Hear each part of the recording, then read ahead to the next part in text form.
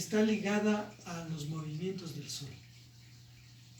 O sea, y es patrimonio de casi todas las culturas en el mundo, y todas las civilizaciones organizan su economía y su trabajo y su actividad en torno a este fenómeno que genera el movimiento del Sol, el movimiento de la Tierra alrededor del Sol, que desde la Tierra es un movimiento del Sol, que es lo que se percibe de primera, y nosotros aquí en Quito tenemos una visión privilegiada porque el movimiento del Sol que se da, si se ve desde el occidente, ¿sí?, se mueve entre el volcán Cayambe y el Lantizana. Entonces, cuando está a fin de año está por el Lantizana, y luego se mueve, y para junio, julio ya está a nivel del Cayambe, lo supera un poco el Cayambe y luego regresa. Y desde Quito, como lugar privilegiado de observación, cuando está en la mitad, es lo que se ha llamado ya es algo cultural pero urbano, que es el lugar del sol quieto o el sol, la otra palabra es el sol quieto recto, o el sol recto, ¿sí? ¿Y qué es eso? Es el momento en que el sol atraviesa la línea equinoccial. En esta fecha, 21 de marzo, el sol no produce sombra. O sea, en la verticalidad de los objetos no se produce sombra. Y eso, para los incas conquistadores, llegar a Quito fue descubrir que ese era un lugar sagrado que no se producía en ninguna parte del imperio incaico, solo se producía aquí en Quito, porque aquí, como está cerca de la línea equinoccial, que los incas no sabían, ni ninguna de las culturas anteriores, la línea equinoccial es del siglo XVIII, ¿no? Y los franceses, claro, ya hasta midieron los geodésicos, pero ese efecto, hay gente, ecuatorianos, gente intelectual o también movimiento indígena, que ubican ese hecho de que el sol aquí sea el sol recto, una identidad histórica y hasta cósmica de este sitio de la tierra donde nosotros habitamos. Y la cultura incaica se organizaba en torno a este fenómeno, porque los nacidos antes del 21 de marzo y después del 21 de marzo eran el nivel dirigente de la sociedad. El Inca, los orejones, que era una especie de logia de poder, de ejercicio del poder,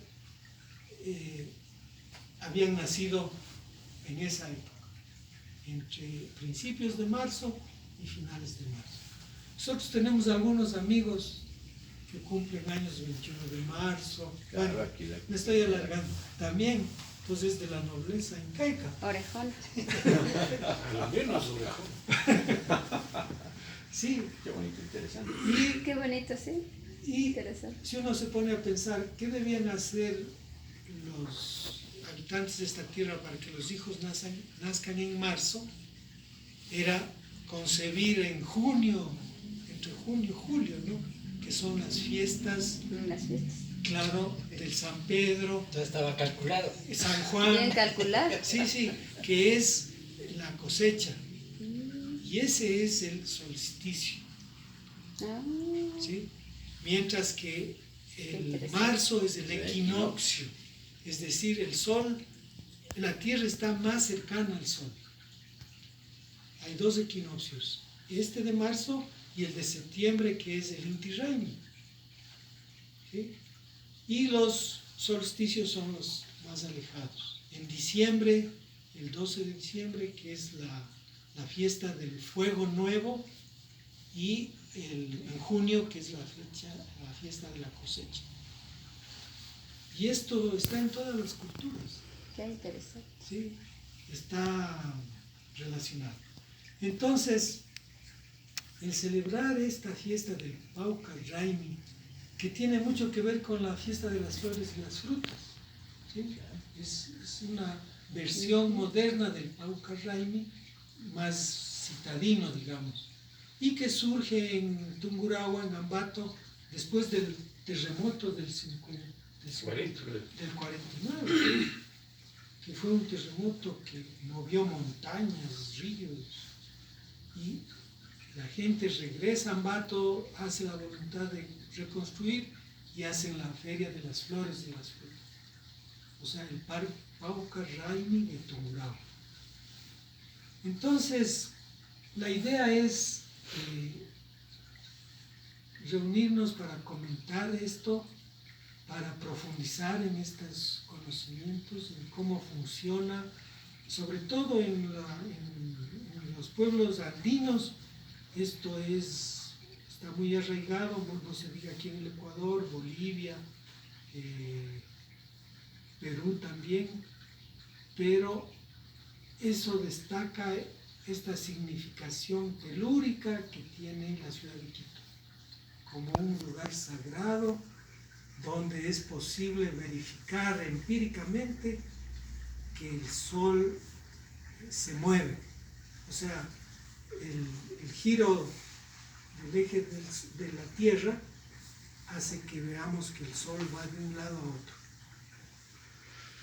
a través del año.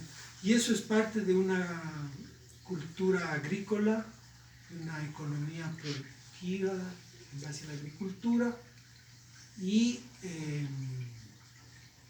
origina también una cosmovisión, que es lo que estaríamos compartiendo, no solo con los pueblos indígenas, pueblos andinos, nosotros que vivimos y nuestros ancestros han vivido en estas tierras, sino que la cultura europea también inicialmente está regida por esto, ¿no? Por estos ciclos. Claro que ahora la producción está bien alejada de esa forma natural de la agricultura, entonces eso pasa desapercibido en Benavente, claro, pero Y en el mundo urbano. Y en el mundo urbano pasa desapercibido. De las economías industrializadas. Así es. Corto. Gracias. Pero no lo diga.